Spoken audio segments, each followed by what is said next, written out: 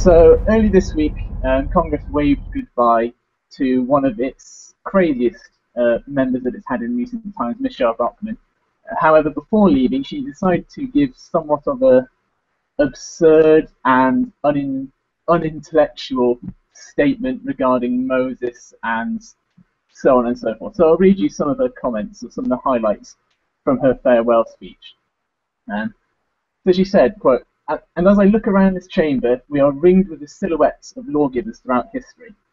I should just maybe take a side note that it was almost an empty chamber when she was giving her farewell address, because apparently nobody really cares that she's leaving.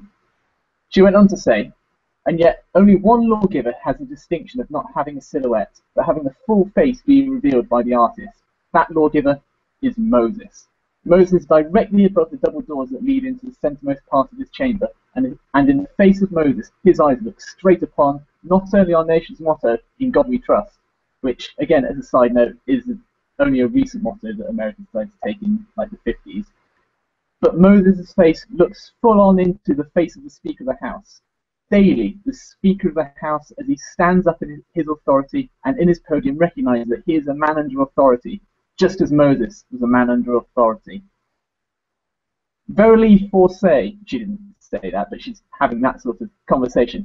"We know these laws. Those laws are the fundamental laws of mankind. And here in the United States, the 10 Commandments that God gave to Moses is the very foundation of the law that has given happiness and the rise of the greatest prosperity that any nation has known before."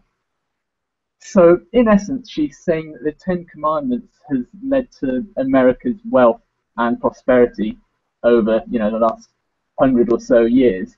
Now, of course, I should point out that if you look at kind of ancient Greece, they didn't believe in God or have the 10 Commandments. That was quite a decent and prosperous society. If you look at kind of Hammurabi's empire, or the Egyptian empire, or pretty much most of the empires pre-1900s, not many of them were Christian, and they were still pretty prosperous. So just before I open it up to the panel, I just want to make the point that 4 of the first 10 commandments are: you shall have no other gods before me. You shall not make idols. You shall not take the Lord's name, your God, in vain, and remember the Sabbath day and keep it holy. I really don't see how any of those contribute towards the nation's prosperity. I mean, I suppose, if anything, keeping the Sabbath day holy and not working on Sunday, that's going to detract away from a nation's industriousness. But I mean, what do you guys take about Michelle Bachmann's final leaving statement? Yeah, I would love to say that Michelle Bachmann is confusing the 10 Commandments with the 10 the original 10 Amendments to the Constitution, the Bill of Rights, but she really means the 10 Commandments. And as you know, no other country in history was ever following the 10 Commandments. Like no other religious sect as like Christianity essentially started in America, and basically that is the only reason why America is prosperous. Now, I always thought Michelle Bachmann admired Moses for a different reason, since Moses went up a mountain and he got a bunch of laws and he basically presented them to the public, just like how Michelle Bachmann takes laws from corporations without reading them and hands them off as her own. But I can see now that her admiration for Moses goes far beyond that original theory of mine. And if it wasn't for Moses, we would have been gone, right, Tom? Moses signed the Declaration of Independence, right, Tom? Yeah, I didn't know Moses was so well involved in all this. I didn't know that he was down there with, Benjamin Franklin and Thomas Jefferson and the founding fathers. Wow, I got a history lesson from Michelle Bachmann that apparently nobody knew. And not for nothing, Moses staring at down at Speaker Boner, that kind of, that language, the way she talks about it, probably our first NSA minder. Just want to point that out. I mean, the sort of language that she would use, kind of, yea, verily, kind of from upon high, it's like nearly old English she was breaking into. I mean, now that she's leaving Congress, I assume that if there's no jobs available in academia, she doesn't want to become a kind of history scholar, or maybe the Blaze is full of useless journalists and doesn't want to hire, and Fox News is full of contributors at the moment. I imagine that she's going to go off and be a lobbyist. But I mean, can you guys think of any real lobbyists that actually, or any real field of lobbying that would actually want someone like Michelle Bachmann in their corner? Yeah, I actually can't really think of anybody.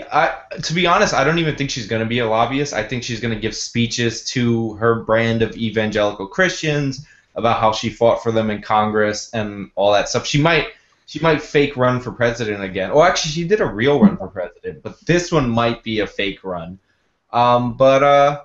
Yeah, I don't know who wants Michelle Bachmann. I don't. I know who wants her out of Congress more than anybody, and that's Michelle Obama, because all of us do that slip occasionally when we're talking about Michelle Obama, and we accidentally call her Michelle Bachmann.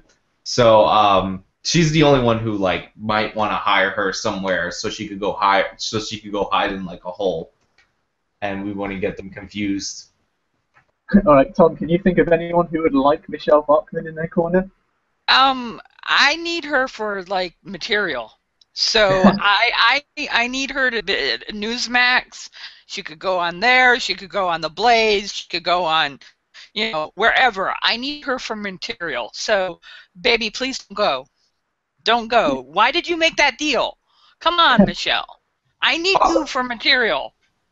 I want to point out one thing, though. Also, it's weird that Moses was the foundation of our country because he was weirdly pro-slavery in America's case for the first 100 or so years.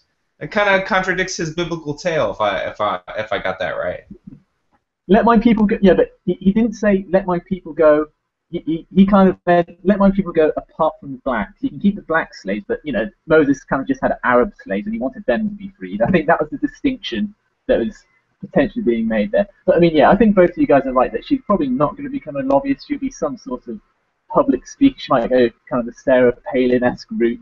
She'll do interviews for WorldNet Daily and morons like Pat Dollard and stuff like that. So that's where she's going to end up, and she'll hopefully fade into insignificance for the vast majority of the American populace. It's only people that want to poke fun at the things that she's saying who will ever actually have any idea about what she's saying.